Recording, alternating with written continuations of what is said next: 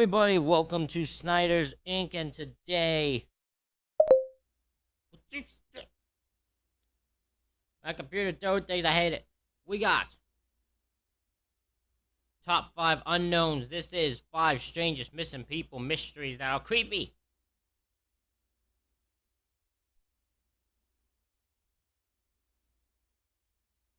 Repeat that again, it's the 5 strangest missing people mysteries that are creepy. We'll get right into this, ladies and gentlemen. Hit the like button, hit the subscribe button, comment, think down below. Let's go.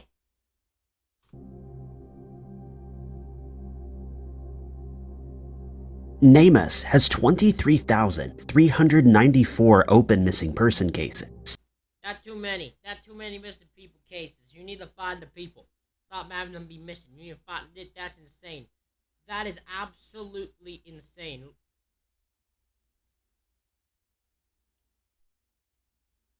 That is insane how many people are missing. Holy crap. That are unsolved. New cases are added to this ever-growing list each week, presenting a unique problem for law enforcement. Thankfully, most of these cases are solved within a few weeks or months, but a few fall through the cracks and become unsolvable. Number 5. 29-year-old Stanley Shane Bassett of Franklin, New Hampshire, had been working hard to rebuild his health food store business.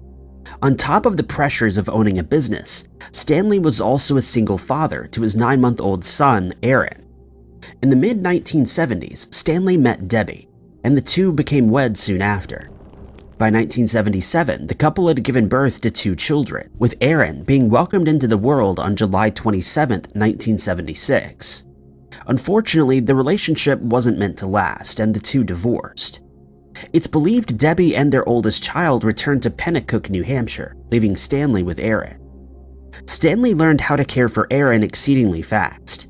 He spent several months at his sister's home where he remained under her guidance.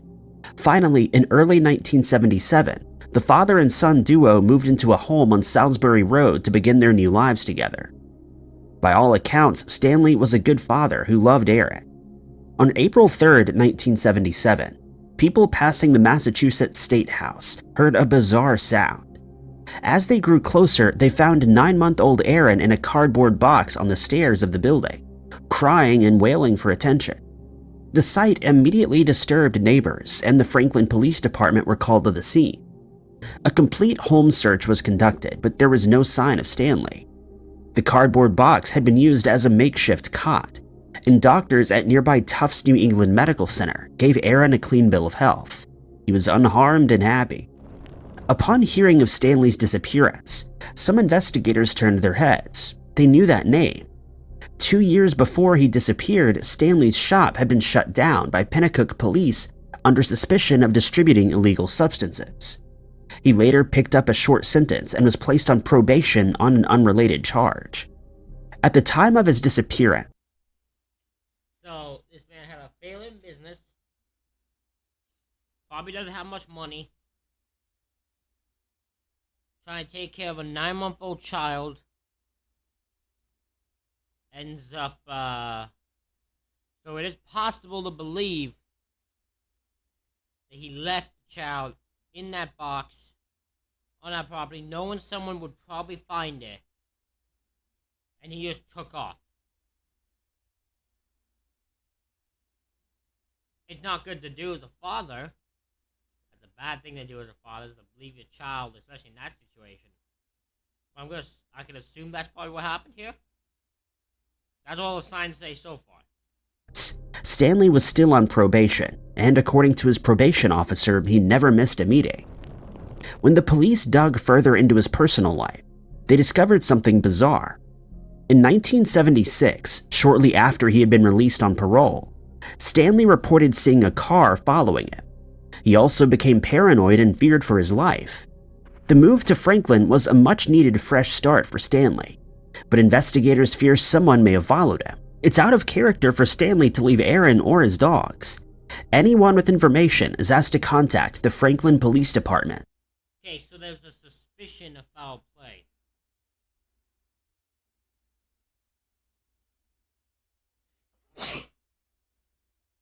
Sorry about that. I apologize. Sincerely apologize. 'Cause, like I said, this is a 5 strangest missing people mysteries that are creepy. Um, as I was saying, so there's a suspicion of foul play because he was getting paranoid and thought someone was following him. So some people suspect someone might have fallen into his new uh, home and new area and took him out, I guess. And since his shop was under suspicion for illegal substances, maybe he was selling illegal substances. There you go. To someone who doesn't, maybe someone who would want you out if you stopped, would want to come at you, maybe thinking you said something, maybe you were just their way of getting it, so you're gonna continue to help them get it, even if you don't want to. At 603-934-2535, quoting case number 22F330F. Number 4. 30-year-old Byron Edwards Jr. and his girlfriend Kenesha Bond were ecstatic when they discovered that they were pregnant. The couple had been together for 2 years and were I know it's so stupid, but I always find it hilarious when someone says we're pregnant. You're not pregnant. No, Byron, you ain't pregnant. She pregnant. It's with your child, and you two are gonna think, but she's the one pregnant. excited to start a family. 30-year-old Byron lived with his grandmother in Knoxville, Tennessee, and was preparing to find a home for his family. Byron had a few medical issues, seizures and ADHD, but he managed his condition with medication. As a young I don't feel I'm having ADHD. I have ADHD. It can be tough.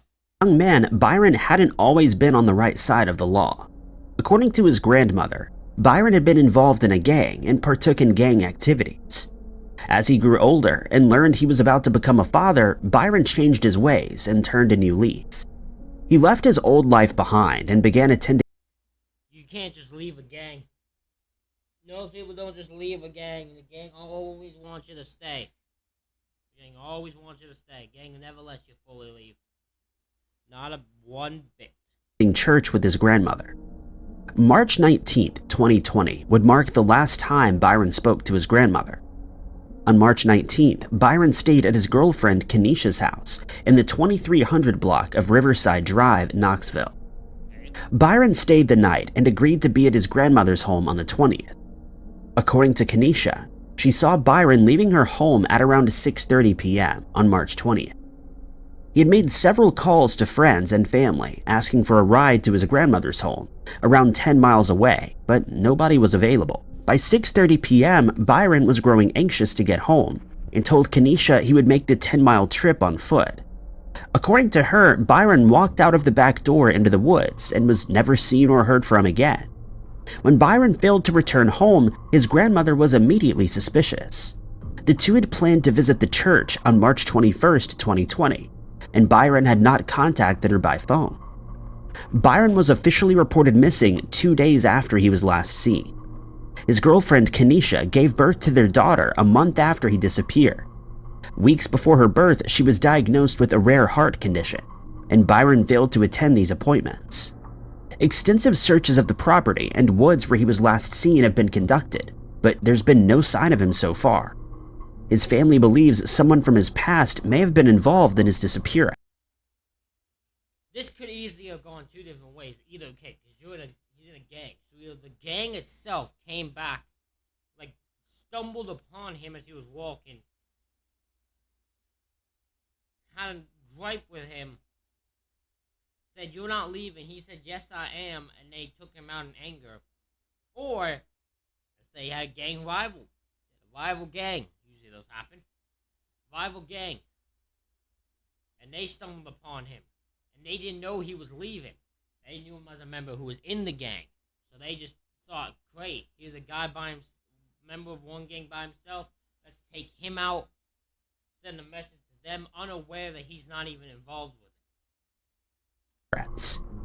Anyone with information is asked to contact Charles Hardin of the Knoxville Police Department at 865-215-7000. quoting case number 220100519. Number 3. 20-year-old Crystal Ahrensdorf was described as a lively and happy young woman living in Dubuque, Iowa. At 20 years old, Crystal began finding her place in the world and deciding what she wanted her future to look like. By 2001, Crystal had been in a relationship with Tim Gerlieb for several years, and the two shared a home together. The couple were said to be happy, and when they received an offer to watch July 4th fireworks, they didn't want to decline. On the evening of July 3rd, 2001, Crystal and her sister Jennifer visited a friend's home close to the Mississippi River to watch fireworks. The show lasted for a few hours, and people watched and cheered in amazement. Once the fireworks show was over, Crystal called Tim to draw out their plans for the evening. According to Jennifer, Crystal and Tim reportedly got into an argument, which ended with Crystal disconnecting the call. Not wanting to waste a good holiday, Crystal and Jennifer decided to visit the Knickers Saloon in the 2186 block of Central Avenue in downtown Dubuque. Despite being only 20 years old, Crystal was able to buy several drinks for herself and her sister.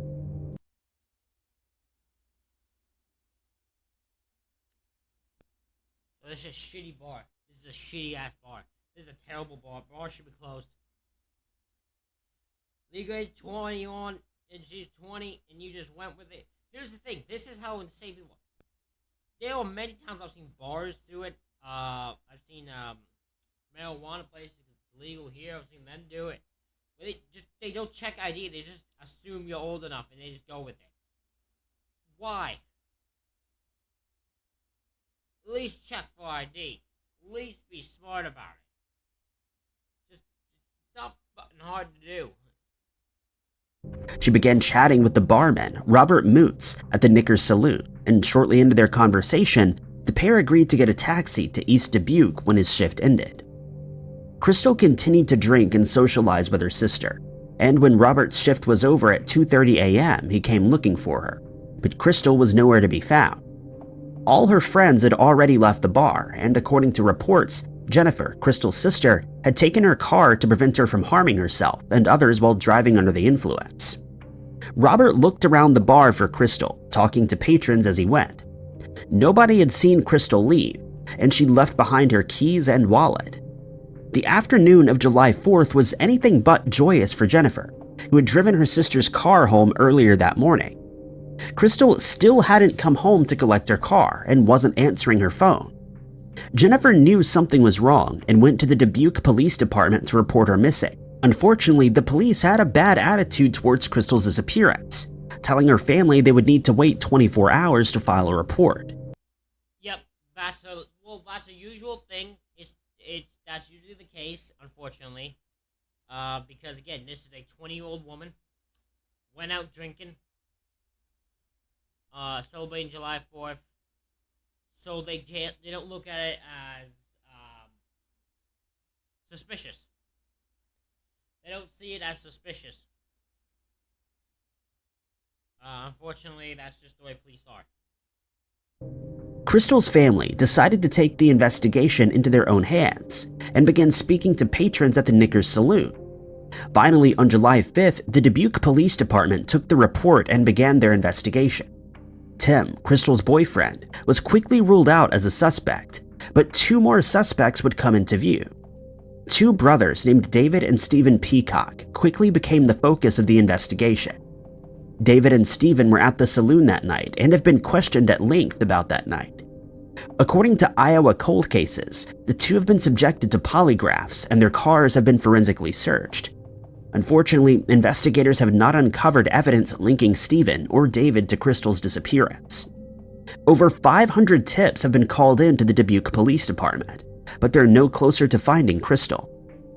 In 2015, Iowa cold cases received a stunning tip.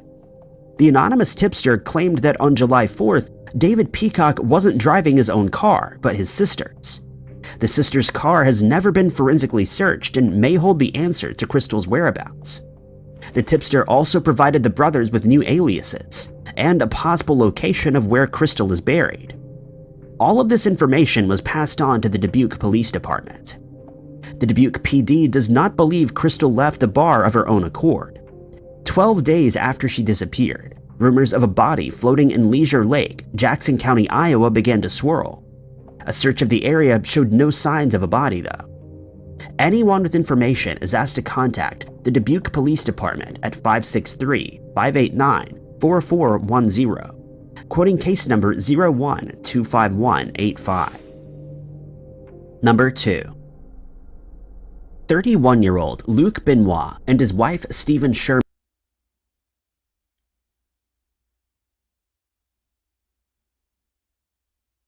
I just gotta throw that. I don't like the name Benoit in cold cases or in true crime cases. I don't think any of you will understand the reason why.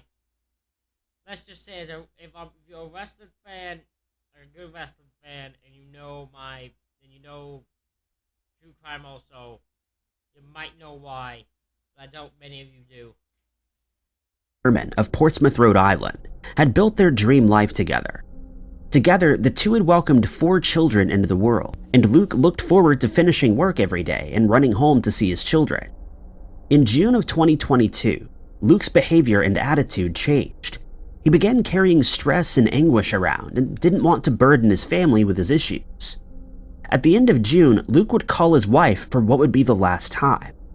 For over a year, Luc's disappearance has baffled investigators.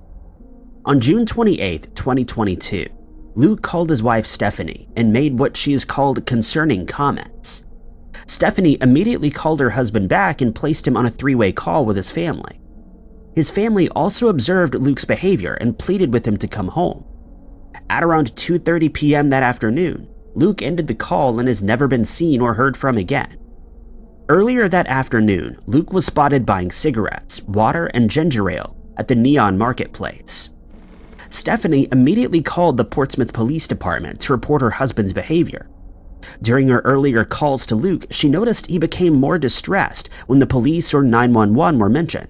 According to Newport RI, Luc had minor legal issues in the past and was worried he would get in trouble again. Multiple searches have been conducted, but no sign of Luc has ever been found. The Portsmouth Police Department discovered Luc's final ping at 2 a.m. on June 29th in the vicinity of the Saconnet River Bridge. Luc has not used his phone or credit card since. Stephanie told the media the first thing she does in the morning is call her husband's phone, desperately hoping that he'll pick up. There's been an outpouring of support for Luc's family, with the GoFundMe raising over $6,000. It's interesting that she's on here because like she's not missing. I don't know why they mentioned her if she's not missing. He's the one that's missing. But Luc, it just that Stephanie just calls Luc's phone every day, hoping he just randomly will pick up the phone. Because technically since they haven't found a body, and I guess in their mind he's still alive.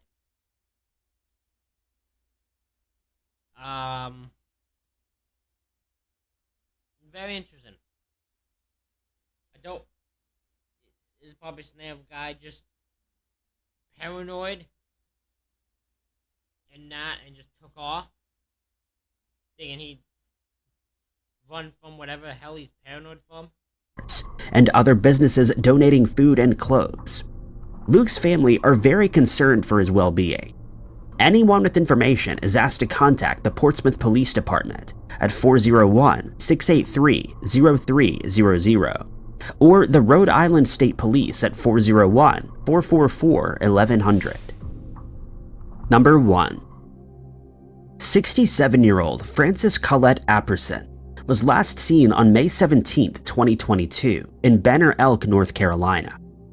Frances is deaf and communicates with friends and family via sign language. She was known to be a happy and outgoing woman who was enjoying the start of her retirement. According to friends and family, Frances enjoyed hiking in the beautiful North Carolina wilderness. On May 17th, Frances left her North Course Drive home and jumped into her black and silver 2013 Hyundai Santa Fe. She made plans to hike Hawksbill Mountain in Charlotte, North Carolina with family members, but unfortunately, Frances never arrived and the hike started without her. For several days after the hike, her family continued to try and contact her, but they were met with radio silence.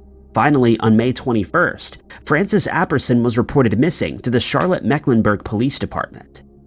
The Burke County Sheriff's Office and the Charlotte-Mecklenburg Police Department worked together to search for Frances. The departments were able to track her phone, which led them to NC 105, close to the trail to Linville Falls and Linville Gorge. Frances's family told investigators she was familiar with the area, as she enjoyed hiking but did not know why she would go there. Linville Falls and Gorge are popular hiking areas, but some hikers experience difficulty going off of the main trails. The Charlotte-Mecklenburg Police Department commented that Frances's car had been parked in that spot for some time, as it was covered in pollen. Inside the car, they found a small angel figurine. Bizarrely, when Frances's family searched along the Linville Falls Trail, they found an identical angel to that was found in Frances's car. The Charlotte-Mecklenburg Police Department utilized drones and search and rescue personnel in this case. Anyone with information is asked to contact the Burke County Sheriff's Office at 828-397-4600, quoting case number 2022-022225. Thank you guys so much. Well, hopefully one day we will get an answer to these stories, we will get an answer to these cases, and the family can get closure on what has happened to their loved ones. Ladies and gentlemen, let me know what you think of this reaction video in the comments. Hit the like button, hit the subscribe button. Thank you all for watching. I'll see you all for the next one.